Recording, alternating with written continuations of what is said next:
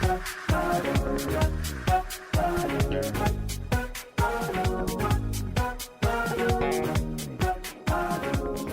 this is Carrie from Wrap Your Head Around Silks. This is the Expecting Aerialist podcast, now part of the Digitant family of podcasts. How's it going, guys? I hope you're having a wonderful week.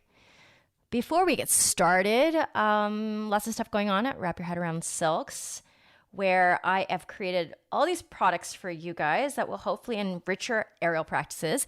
Number one, so excited because Roll It Out is ongoing, a 60-minute virtual live body rolling classes specifically targeted for aerialists and our aerialist issues. I know we all have to do this. It's just about carving out the time. It's a $19 monthly subscription, so not tons of money, and you get the student portal. So basically, there's a weekly video up there, an hour rolling, the video of the live class. If you can't make it, it's not a big deal. It's really about the portal and having all those videos for you 24/7. So check that out in the show notes. I would love to have you. And if you can make it to the Sunday, 7 p.m. Pacific time live class, I'll see you in person.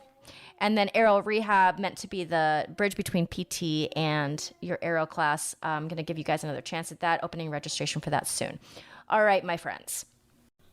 Today we have Karineh Minassian, and she is a student of mine, but also just a friend. I've known her for probably a decade.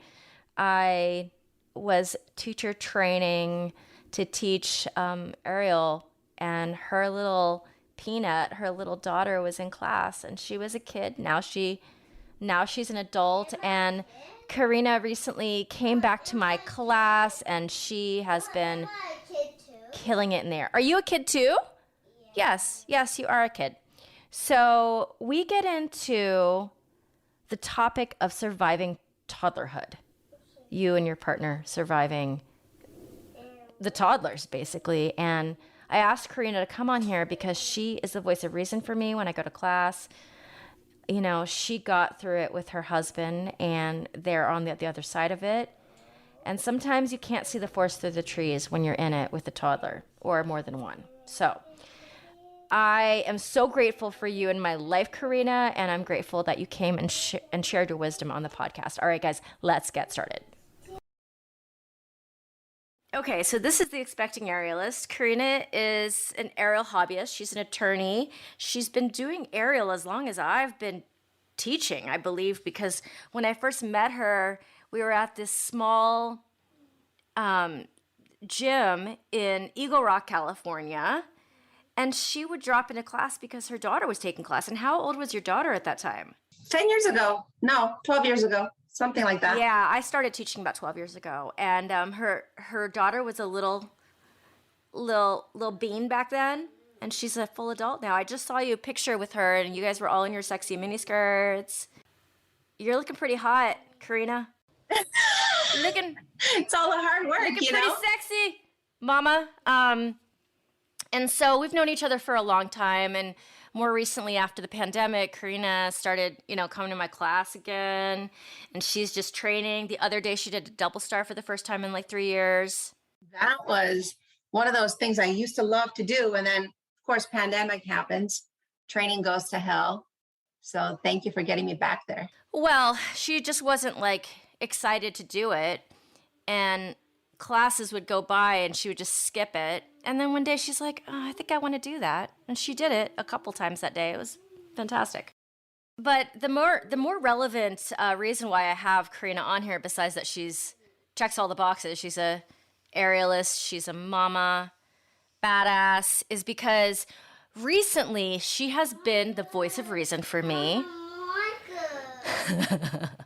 The voice of reason, because I'll come into class and me and Asa, I'm going to look back and be like, this was a really stressful time in our lives. We're renovating a house. We will have passive income, passive-ish. I mean, no passive income is truly passive, but we'll have income coming in from all these sources later in life. In 10 years, we are going to be so excited that we did this. But currently, we have a toddler. We are living in a small apartment here because we're paying a mortgage somewhere else and renovating a house with no income coming from it. He's working a million jobs. I'm trying to get my business off the ground without having a lot of money to invest into it. And it's a stressful time in our lives in general, in our family's life. And Karineh has been the voice of reason because I'll come in and I'll be like, the dishes, we fought about dishes. He's going to disappear because that's the only way I know how to deal with this. And I just want him to go away because he's the problem, because I'm stressed. And I'm like, I'm done. I'm done with this whole family shit.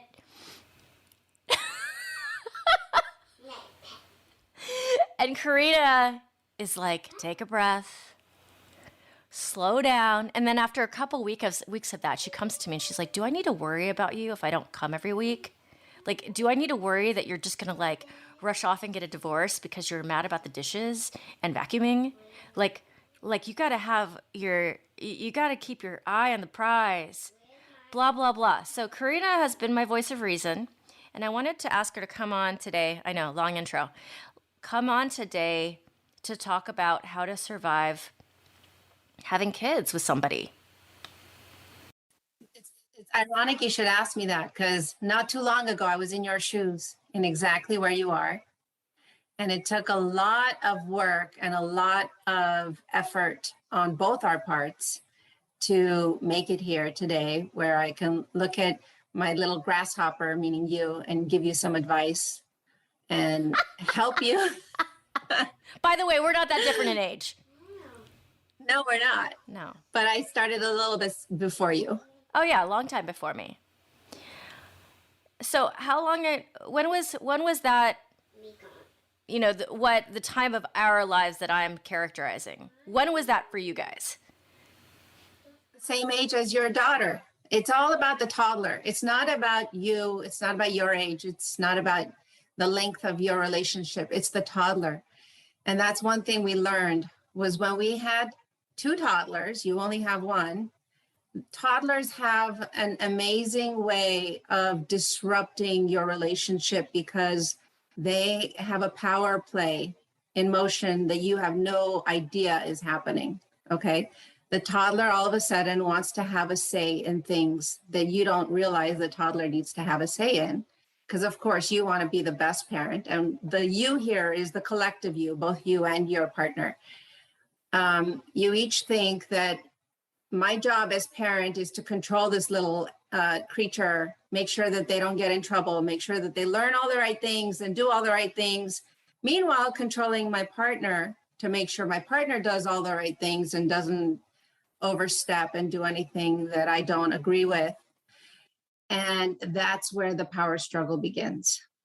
And that's what I was trying to tell you in class that one day. You have to learn how to survive the toddlerhood of your child. Because it's not about your relationship. It's about the toddlerhood of your child, which is mind-blowing.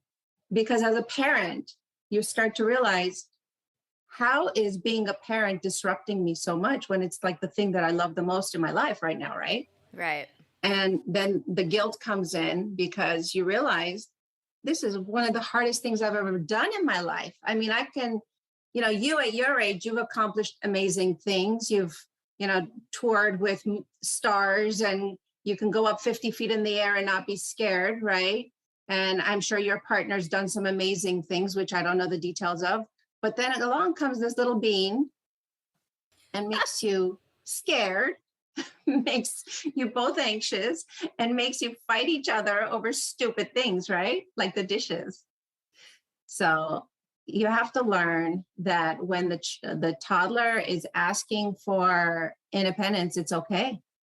It's absolutely okay for that little toddler to have a little bit of independence from both of you, but you also have to learn how to manage each other without it turning into World War III every time. That's the problem. And so it took a lot of work. It took professional assistance to explain these things to us. And I am in no shape or form a professional in anything I'm telling you. I'm just reiterating what I learned a long time ago. So yeah, you have to reach out to support groups. You have to reach out to mom groups. Back then, God, it was like the beginning of Facebook. So I was in all these mom villages online. I would go to the mommy and me classes with my toddler. I would listen to other women talking about the same issues, but I also got professional help from a therapist to explain these things to me, because no one teaches this to you in school. Our parents didn't teach us. So how do you learn how to be a mom or a dad, for that matter? Who teaches us these things other than what we've seen, right? And I came from a completely different parenting background where, you know, it was all just the mom. My dad was not a hands-on parent. So along comes my amazing husband, who's a hands-on father. And I was like, what do I do with this? You know, don't I have 100% say? And he's just kind of like the statue in the corner that's supposed to, you know, be the sperm donor. Oh no, that's not how it works. He actually has parenting to do now. What? Who taught me this? Well, and you want that. You want that, but then I absolutely wanted that. But then you're like, why do you have so many opinions on things that I don't think that a man would want to have opinions on? I mean, I remember one time I came in and I was so lit about that day. And of course, when it passes, I can't imagine being so mad about something, right? Like, we were having a discussion about how to correctly wipe her butt. Yeah. And, you know, it's so interesting how when somebody else makes a critique on something I'm doing as a mom, and it seems so visceral and emotional, like, are you judging me on my entire, like, emotional life of parenting? Like, I'm trying my hardest. Blah, blah, blah. And it just becomes like, it feels like they're attacking me for the sacrifice that I'm making, for blah, like for 101 things, when, you know, Venus scratching at her butt and he's like, well, your mama didn't clean your crack enough, you know? And so then there's a whole conversation about which wipes we're using and if she's allergic to the wipe and if her butt is rashy. And I come to class and I'm like ready to like throw out like everything in the kitchen sink. Like everything in the bathwater. I'm like, done. Pissed. And it feels very real. Talk you off the ledge, right? Oh yeah. Like it feels very real in that moment. Like I don't need this. You know, if I was just on my own, like I wouldn't have to deal with this. And I don't mean any of it. You know? I'm actually really glad. I started doing all the production on my podcast, so he's not doing the sound anymore because I learned how to do it, and he's got too much to do. He's got a lot on his plate, so I was like, okay, this is my responsibility anyway. Let me learn how to do it, and I'm kind of glad because I don't think he listens to this besides to master the sound. So now I'm like, oh, he's not going to hear this. It's fine. So he's not going to hear us talking shit about him? Is that what you're saying? But it's not that. It's like, I feel like almost every person, man or woman in a relationship might have felt this way. Like you go nuclear. You know what I'm saying? Going back to that issue, let me ask you, when you were being raised as a little child, do you remember your father even changing your diapers? Oh, no, he didn't. My dad, or taking you to the bathroom? No, it was a total, like, same thing. Like, Chinese family, that generation, because my parents are in the boomer generation, like the dad was, you know, he was doing his job if he was making the money. And then the mom was doing their job if they're doing literally everything else, plus also making money on the side. So like, no, he didn't do any of that. So we have the same upbringing. We came from a boomer upbringing, right? Right. Where the father was literally just the provider, had absolutely nothing to do with your hygiene, your apparel, your food, nothing, right? Mom did all of that. So now we're with a partner, which is exactly what I wanted, by the way. And I'm sure that's exactly what you wanted. Right. I only wanted involved to have a husband that would be an involved father, because that's what I wanted. But then what I wanted and what actually happened didn't make sense to me, because my brain and my heart were telling me two different things. They were like, wait a minute, you wanted an involved husband, and now he's gonna tell you what your kids should eat or where you should take them on a play date.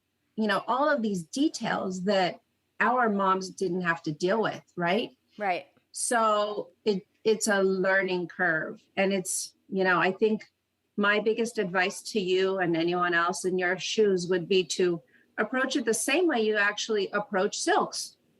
Step by step, you learn it as a new skill. Don't assume you know anything about what you're doing right now, because A, as a parent, you don't know anything, and B, as being in a committed, loving relationship, you don't know anything, because everything you've learned from an entirely different culture, an entirely different background that does not apply to our current life in the United States, in Los Angeles, of all places, which is one of the craziest places to live, in my opinion, and raising children in this day and age. So if you approach it like, if something bothers you, you just go out and learn how to deal with it. You are so intelligent, you could learn how to fix it. And that's one of the things I learned as a lawyer very early, that if I didn't know something about a case, my job was to research the shit out of it until I figured out what it is, right? Mm-hmm. One of my first cases right out of law school dealt with massive drug interaction that resulted in a woman giving birth to a multiple birth defect child. And I didn't know anything about medicine. I was an English major undergrad. So I told my boss, I said, what makes you think I can handle this case? I know nothing about medicine, pharmacology, chemistry. I hated that stuff in college. He goes, you know what? You've learned research.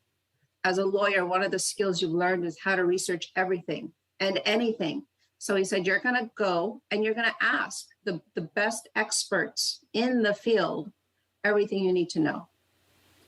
So if you don't know something, you go ask the best experts. I said, okay. And that skill was enough to teach me to know when to have to ask for help and to know when to go and ask the best people in whatever it is my problem is at this given moment, how to fix that problem.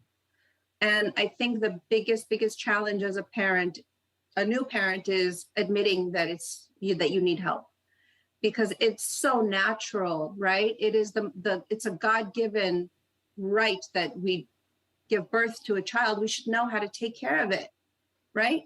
Why don't we know how to do some of these things? And why don't we know what's the best solution with our partner?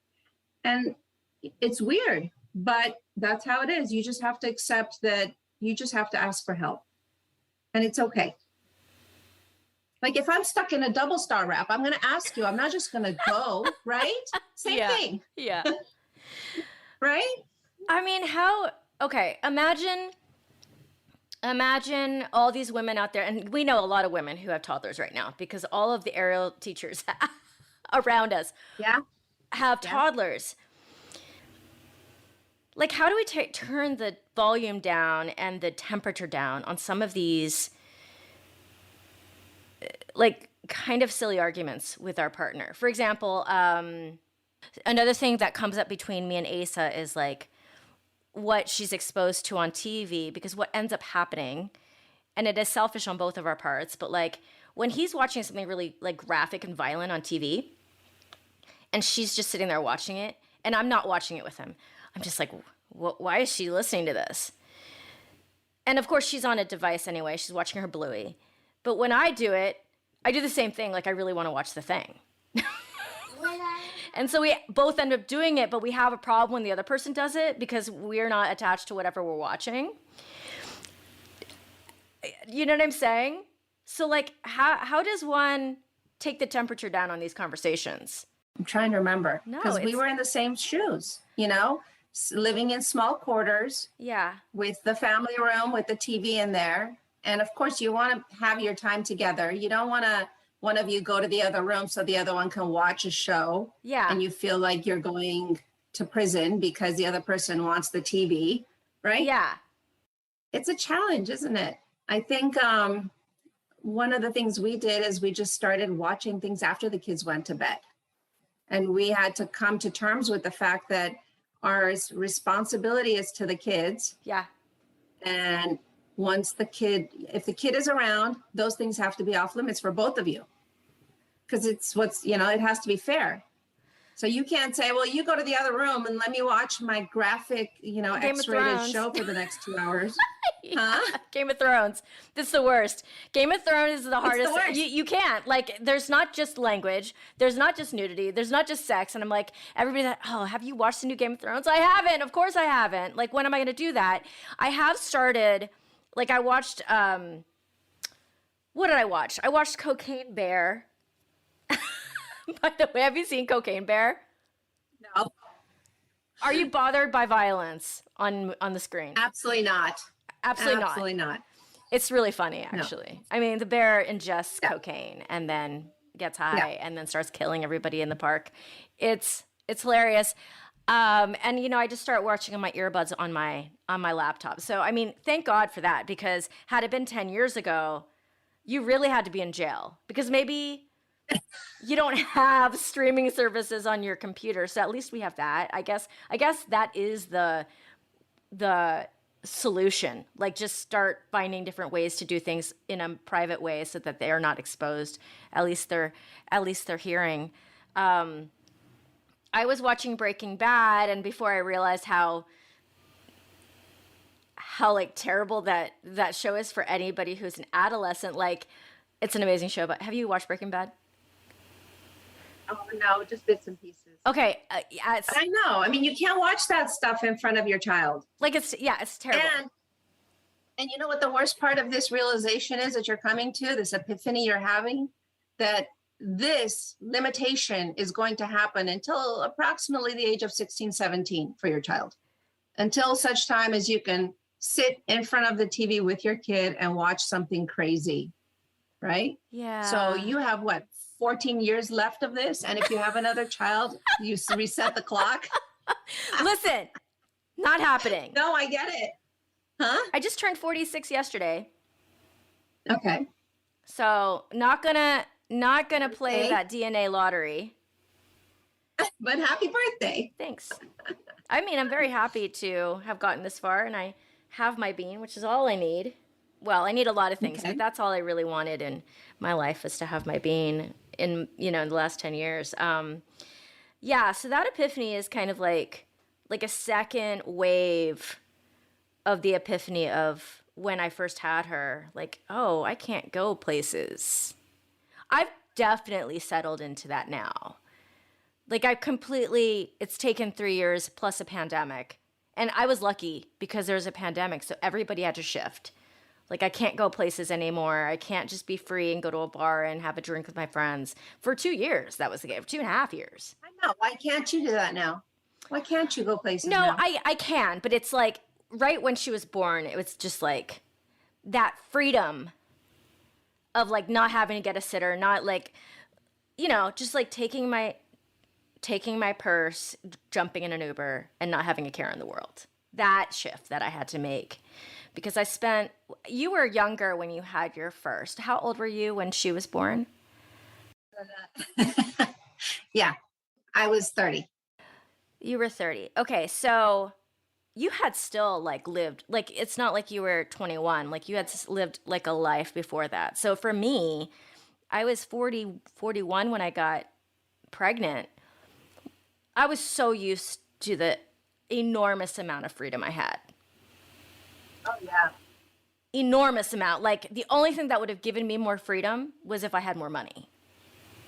Right. But then I would have had more responsibilities because, jobs like that come with more responsibility.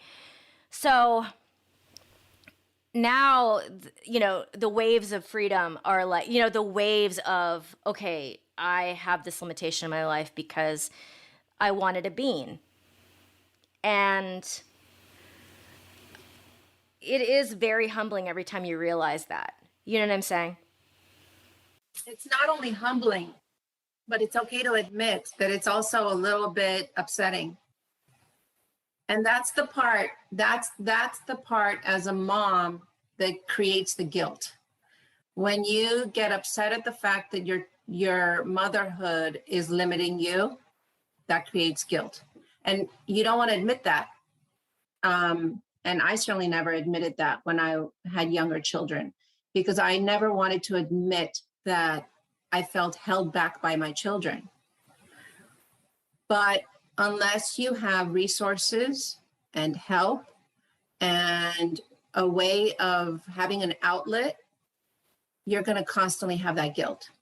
So really, I think the thing that helped me get through those really, really tough toddler years into the school age years was finding for sure an exercise outlet. For sure. I was actually, believe it or not, before I did aerial, I was doing belly dancing. Oh, I believe troupe. it.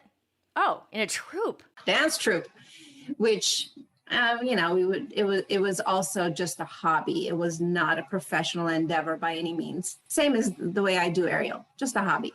But it was an outlet, because I've danced since I was a kid. So it was so important for me to have an artistic outlet of some sort, something that was just for me, nobody else. I did it for me. There was that 1 hour per, twice a week or whatever it is that I had just for myself.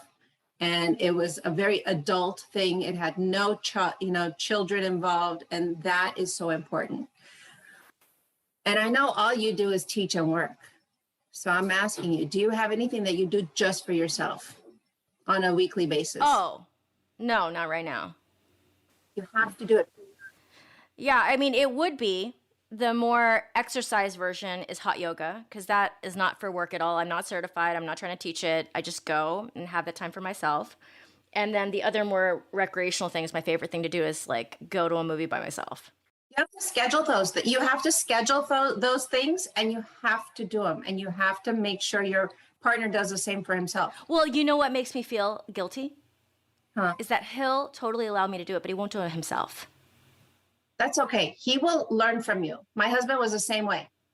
My husband was the same way for years. I would go do, I would go do my own thing. Like I said, the belly dancing, twice a week, he would watch the kids. I would go, and he would do nothing for himself. And I felt guilty the same way, thinking, why am I doing this? And he's over there wallowing in his, corner of whatever it is he's doing. And eventually he learned. He watched me and he learned that he needs to do it for himself as well, whatever it is. It took years. So it's not like you'll do it today and he'll learn next week. It depends on the person. So it's okay that he doesn't do it, because one of you has to have the mental capacity to be not like this ticking time bomb ready to blow up.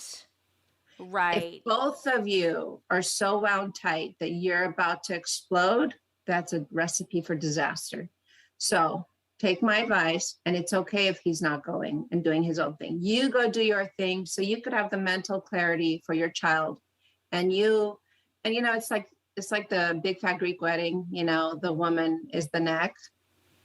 You are the neck of the household. And whatever direction you turn your household, that's the direction it's going to go in. So if your direction is healthy mindset, healthy body, you have your Zen space, you get your clarity, you can do your own self-care, and you can have that that headspace that's not all clogged up with the motherhood, the guilt, the annoying, all the junk that's in your head, then you can turn your family into the right direction.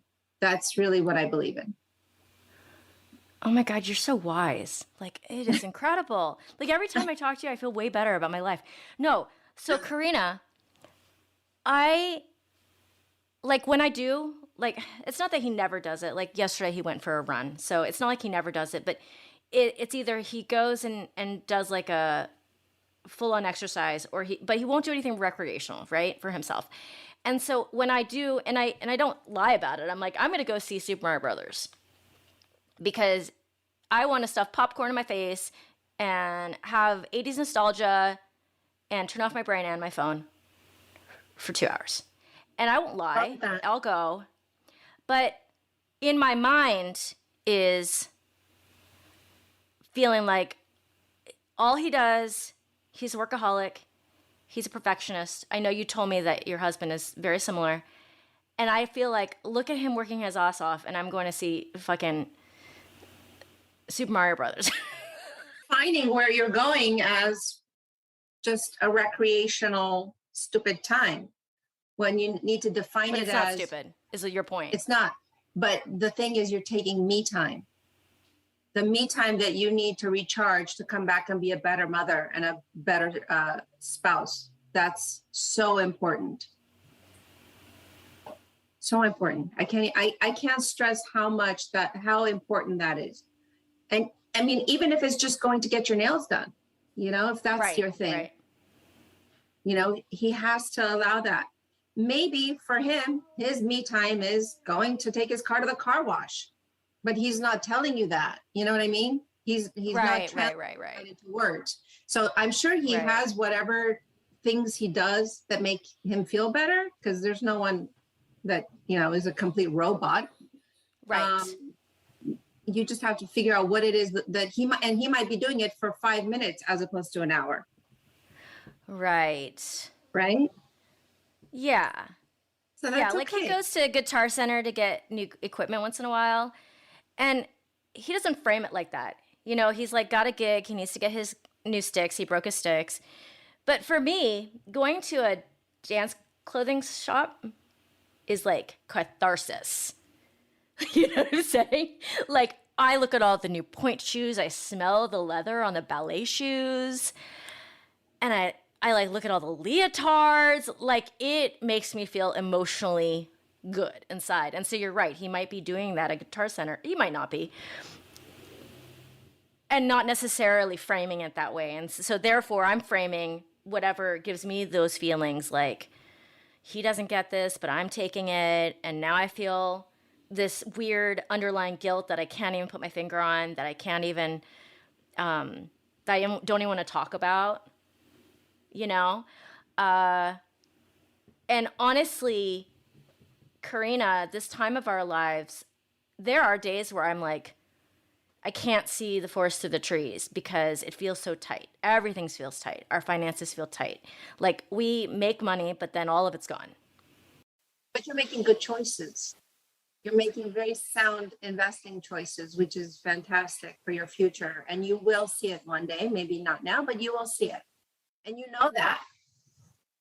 Oh yeah. Right? No, you know that. I do know it. And and there's signs of it. It's not even, there's not signs. Like, our home that we bought in Delaware, it's appreciated $100,000 already, which is a lot for the fact that it was only $250,000 in the first place. So there's signs of it, but we don't see any of it because, I think that the term is house poor when all your assets are tied up. I have another friend, Jack and Jerry Calvin, who are owners of JJ Gym, who live just down the street from me. And they invested a long time into their aerial space and their home and their kids. And 10 years ago, she was where, not even, more than that, she was where we're at. And I look at her now and everything's paying for itself. Like, it is a well-oiled machine. And it gives me inspiration, but it just doesn't feel soon enough because, I'm not 25. We didn't start going down this path until into our 40s. And I just feel like it's never quick enough. You were telling me about how when you were pregnant, you actually left the law firm that you were employed at to start your own.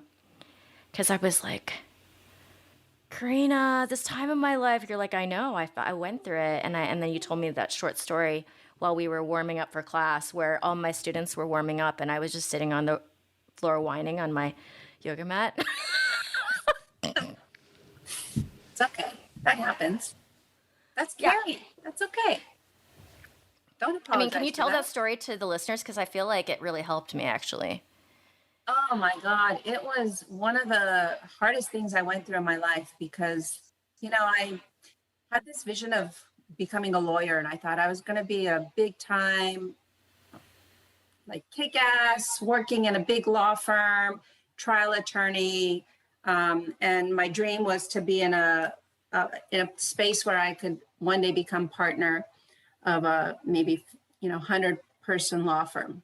So I was working when I was pregnant with my second. I was working in this 250-person law firm with multiple places in the country, maybe even international, I forget at this point. And my son had an illness that ended up being very life-threatening, and he was in the hospital. So when I was pregnant with my daughter, we had to go to the hospital with him. Thank God he was treated and everything went fine with him, but then my pregnancy became at risk. I started having spotting, I was on bed rest. So of course, this all happened in the last month of the year, in December. And the way law firms work is you have to bill your hours in order to get your raise for the year. So in November, they told me, you just have to bill 125 hours for December and you'll get a $10,000 raise. So 21 years ago, $10,000 was a lot of money to me because I was still knee deep in law school debt. And so long story short, I go on disability because my son is in the hospital. I'm on bed rest. I work only 2 weeks out of December, and I don't meet those 125 hours. By the way, just to put it in perspective, my normal monthly billable was 175 hours. So if I had even worked 3 weeks, I would have met those hours without a problem, but it was all, because of the disability and my son. So I don't meet those hours. I was 50 hours short. They took my $10,000 raise away in January. And I went to the partners and I said, I was on bed rest. My son was in the hospital. Why would you take my raise away for something that was completely valid? And they said, oh, that's how it works. We just treated you like any other lawyer who wouldn't have met their hours. So that was the first strike, where they really, really, in my opinion, discriminated against me as a pregnant woman. A few months later, again, my pregnancy was having issues, and they had me work on a very, very high-risk case where the person that I had to get a temporary restraining order against was charged with a felony attempted murder, and they wanted me to go to court against him. So the stress of it was freaking me out. And I told my boss, I said, can I not go to court? Can I just write the paperwork and you send somebody else? I can't deal with going to court on this case. And he said to me, well, you're not able to represent your client if that's how you feel, then you shouldn't be working. And I thought, you know what is the point of working in a place where I'm being so mistreated? And it's obvious that they're just trying to push me out because of my pregnancy. They don't want me here. So long story short, I left that practice. And it was a very hard decision because my husband said to me, don't worry about them. You can make it on your own. We can do our own business together. You don't need to be under this kind of stress. So I left that firm and I opened up my own practice, and I had to do everything from A to Z because I couldn't afford to hire staff at that time. And I went from having a full service law firm at my disposal to do everything for me with secretaries and assistants and research assistants and whatnot, to one copier and one printer and one computer and myself. And it was very, very stressful because my salary wasn't there. I still had my student loans, and I had a newborn and a 2-year-old at the time. And my husband, because he's in real estate, he believed in investing in real estate. So we were in the same position you're in. We had property that we didn't see the income from. And because when you first buy property, unless you're super, super lucky, it's usually in the red. You don't see your rental income for a few years. You might see $50 a month positive, depending on, the circumstances of how you bought the property, right? So our assets were not liquid at the time. Not to mention I had all of that debt that I had to repay. So he was fortunate enough to be able to assist me in that. And we made it. But it was very, very challenging. And in addition to having all the things we talked about before with the toddlers that challenge everything you've learned in life about what you're doing right. And you constantly start to second guess, oh my God, am I doing this right? Am I doing that right? You have the financial burden of figuring out how to survive on your own. It was a very, very tough time. But if you kind of muscle through it, it's amazing when you come out the other end and you realize that you accomplished something so challenging. And I'm happy to be able to give you that advice that you can accomplish that too. You just have to muscle through it. Yeah, sometimes I look at him and I'm like, I really like you, but this would be so much easier. Saying like, I can imagine us old and past all this and like all these worries going away. I'm like, I really, really want to hang out with you, but this feels so hard, And your story, it just makes me feel like, oh my God, I'm tearing a little bit. Oh, I'm sorry. I don't cry on the podcast very often anymore now that I have my Zoloft. Oh my God, I'm only talking about financial crisis. What about all the other people you've had on that have had real problems that they've overcome? This is nothing. Well, maybe it's not nothing. It's what you're going through. It's like a mirror. It's like what I'm struggling with. And also, I think that's part of it. Every time I talk to somebody about a struggle, quote unquote, air quotes, I always like qualify it with, oh, but I'm in such a privileged place.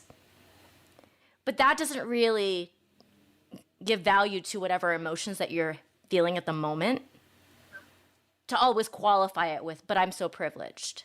Because it is true. Like, I consider me and Asa, like, we're not blue collar, because that kind of connotates with people who aren't artists.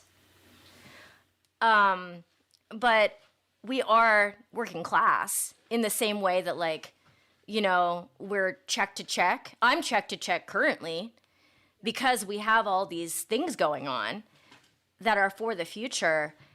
And it is so stressful to me to think, like, it's hard for me to be like, I know we're going to be okay because of the choices that we're making. But right now, it just feels slightly irresponsible to be like spending all this money on a house that's not giving us anything. But I know that's not true. It feels slightly selfish to not just be grabbing any work that I can get my hands on, because I know, like, for example, this podcast, my goals are clear for it. It is serving a particular audience and serving it well. It is so on course and in the pocket of what I want it to be. I'm in with a network, but, for example, you guys might hear ads on this podcast, but it's per viewership, right? Per download. And so like a podcast like Joe Rogan, which I'm not a fan of, but, he's got millions and millions of downloads. Like, that podcast once a week, 2 times a week, it pays all his bills plus his grandchildren's bills. But until I have that type of following and that type of, like, it's just free. It's just my time. And my parents asked me recently, they're like, how is it going? Is it monetized yet? I was like, well, it's monetized for the products I sell through it, but it's not monetized as a podcast yet. And from what my podcast network CEO says, he's like, you might think this is crazy, but podcasts, the ones that are really making it, are 10 years deep already. Oh, God. You have to do this for a long time. I didn't even know podcasts were around for 10 years, but they certainly have been. Because this one, which seems new to a lot of people, I'm in my 3rd year. So yes, it makes sense that it takes 10 years. It just, everything that I'm putting my energy and effort and seeds into, I believe it will be there for me in 10 years. it's just like this time is just so like, I just don't know what's going to happen. And it's like already an anxious person. Like, it stresses me out so much that like, it's so hard for me to be like, I know it's going to be okay with full faith. You know what I'm saying? Like, did you feel that at that time when you had a pregnant belly and your son was in and out of the hospital and you left that job with that salary and those benefits? Like how scared were you? Oh my God, I was beyond scared. I thought we were going to lose everything. I couldn't see the forest through the trees, like you're saying. Yeah. Because that, umbilical cord that I had, which was the money coming in, the monthly salary was so good. I was like, what am I doing giving this up? I'm crazy. Right. But I had to put my faith in my husband, and he is a real estate wizard. He knows what he's doing. He's always put us in the right direction, and he's put us into some risky endeavors that I thought he was crazy.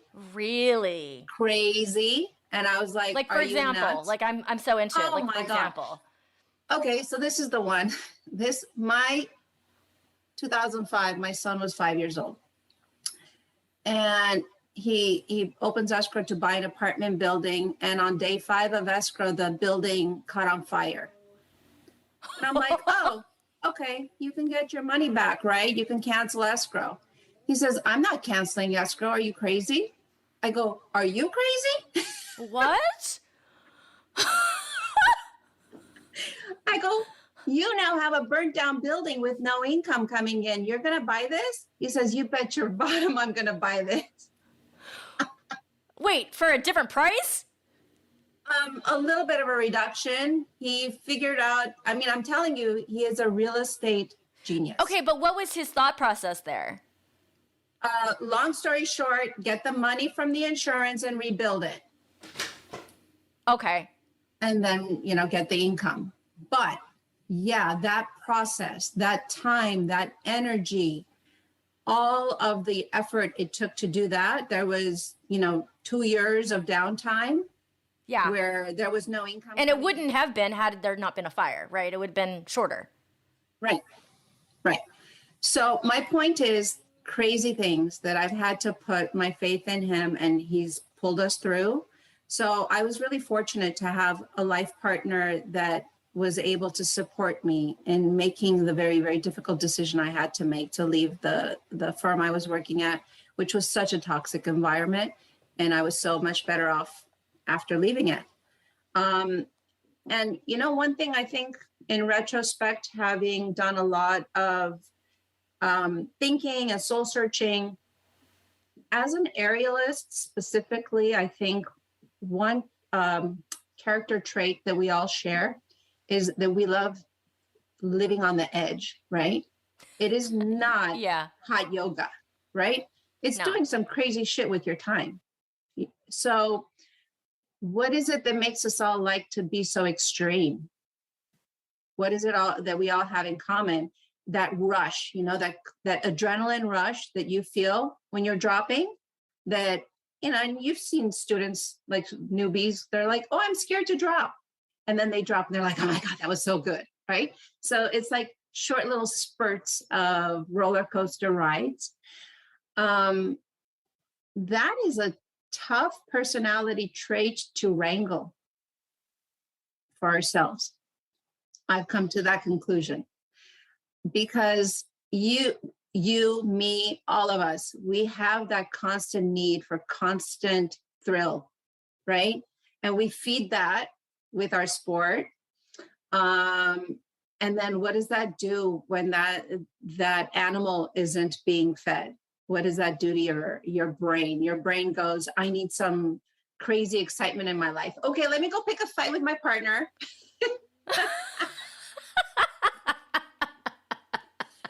Or let me go pick a fight with my child. Right? Something stupid. Yeah.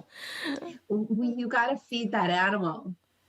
So I feed my animal by going to class, by doing my my aerial, and not being self-destructive in other ways. Oh my God. And of course, this is not conscious. Like, we're not doing it consciously. You have to have people around you that'll be like, why do you think you did that, Carrie? You feeling the need for, this subconscious need for risk, for Yeah. for some risk. And that need for risk is what's allowing you to not be clocking in and clocking out at a paycheck right now. And you're doing your own thing. You're doing your own business endeavor. You've got your real estate in Delaware, and Ace is doing his own thing. You guys have that in common. You are not afraid of risk. You just know that it'll be a while until you see the reward. And you have to keep that in mind. It's going to be a while, but you'll see it. Yeah. Yeah. I mean, I have to say in the last couple of years, I mean, my audience probably knows this, but I think it's past tense, that transition from full-time performing to what the fuck am I doing next? And I want to be as passionate about it as I was before.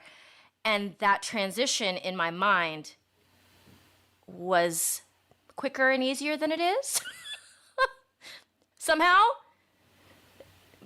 It's not. It's like 5 or 10 years. And we're talking about from like a successful career to a successful career. There's got to be time in between. I'm not going to snap my fingers and have a worldwide podcast with, tens of thousands of downloads every week. Like in a snap of a finger. I know that rationally. But, like being patient every day, being really patient every day it's not even hard for me emotionally, like sad or happy. It just creates complete, utter anxiety that doesn't easily leave my system. That's what it creates for me. Was it the same for you? Or was it more of a happy, sad, depressed? No, I think it's exactly the way you just described it, which is why your self-care is so important, because that's where you go and you do your emotional dumping. Right. And you recharge. And then you come back and then you get the clarity and you go, oh, okay, this is why I'm doing this. It's worth it. I'm doing this and I'm staying in this space that I've chosen for myself. And these are my goals. These are what I set to do, and it's happening. Right. And I was just thinking of you and what you said about the whole like learning about that one case that you were like, I don't know anything about medicine. So today I was trying to learn about how to place Google ads myself, because you can pay somebody, but then all the money that I would have to do it would then be going to the person doing it for me, and then I wouldn't have any budget left for the actual ad placement. So I'm like, okay, I set out to do it myself. And there's a reason why people are paid to do it. It's like fucking French. Like it looks like I have no idea what the hell I'm doing. Conversion analytics, cookies. I'm like, the cookie is something to eat. Like, what's a cookie? Right? You figured it Yeah, out. and it feels like that every day. But I have to say, Karineh, I might even put your podcast, like move it up the calendar, because I'm so excited for people to hear this.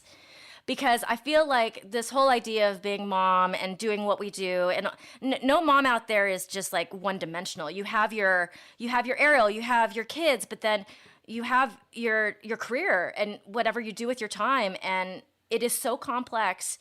And I don't necessarily think I have tons of like quote unquote mom guilt, but it's deeper and more complex than that. And it's okay. And that's what I try to tell young women or women with young children all the time. When you set out for your career goals, don't be so stuck in that mind frame that you're not going to be able to pivot when you become a mom. Because I had to majorly pivot. Being the partner in the 200 lawyer law firm went out that window that day that I chose to leave. And it was okay. And for years, I sat there and I thought to myself, did I make the wrong choice? Did I make a career choice that I never intended to have? And am I going to hate myself when I'm, 20 years later and I'm going to think, why did I do that? No, it's okay. It's really okay. So I think working moms have to give themselves the okay to realize that once you're a mom, your choices have to change to align with whatever your parenting needs are. And hopefully you can afford to make those changes. And sometimes you can, and sometimes you can't. But it's all right to be able to say, I'm putting my family first and I'm putting my child first because this is what my child needs. And that's what I need to do. Because if you're not healthy in your mind space because you're going to this crazy job that's destroying you, like, chipping away at your brain one molecule at a time, you're not going to be healthy for your child, right? That's what I learned. I was like, they're just like slowly chipping away at my brain and I'm not going to be here for my kid. So, yeah. It's okay to feel all of that guilt, all of that limitation, and then just reach out for help and find resources to give you the information you need to find the right choices and validate those choices.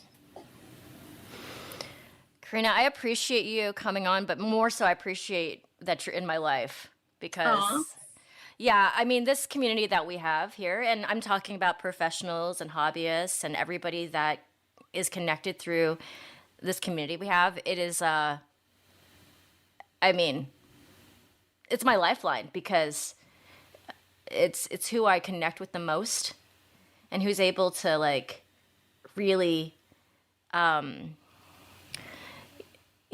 criticism is always hard for people to take, but when somebody comes to you with different ideas about how you might approach things, it doesn't come off that way. It comes off with so much love.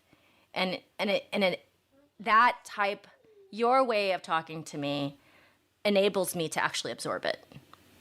Whereas I think other people in other spaces have had suggestions for me and I can't even absorb it because it's not coming from a place of so much wisdom and love and wanting the best for me and knowing that I can do the things that I'm trying to do. I just need to, take a different perspective for 5 minutes and then calm down. Thank you. I appreciate that. I'm here for you anytime you need. I know. She's like, are you okay? Do I need to come to class? I'm like, well, you should come to class anyway. But yes, I'm okay currently. Like for 3 days, I'm okay. I worry about you. I've been there. Yeah. I know. I get you. Yeah. Gonna get through it. I appreciate you. Thank you for carving out the time. My pleasure. Anytime. I'm like so nervous to hear what this is all going to sound like when you're done with it. No, you're so good at this. This is good. Yeah. Okay. Yeah. Okay. Love you. Have a great day. Thank you. You too. Love you. Bye. Bye.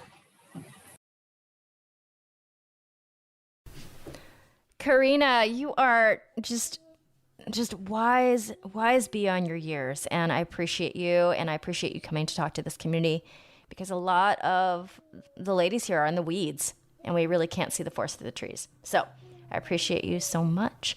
And my listeners, please check out Roll It Out.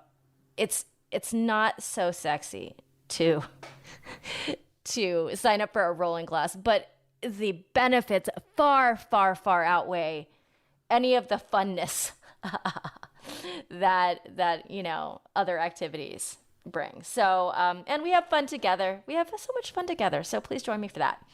And Aerial Rehab's coming at you very soon. I will talk more about that later, but please honor me with a 5-star rating and a review anywhere you get your podcast. In the Apple app, it is so easy to leave a sentence and a 5 stars. So I appreciate you. Thank you for doing that if you already have. I am a slave to the algorithm. There's nothing I can do about it. And, I want this podcast to grow to the far reaches of our community all around the world. So thank you. Thank you for being here. Thank you to the Digital Podcast, Family Podcast. They are the structure to this wild ride that I am on. If you want something a little bit wider of topics, Greener Grass is very easy to listen to. Me and Kelly are kind of ridiculous moms talking about our issues, our big and small issues, and then we bring in amazing guests as well. All right, my friends, have an amazing week. I'll see you guys next time. Over and out. This is the Expecting Aerialist podcast.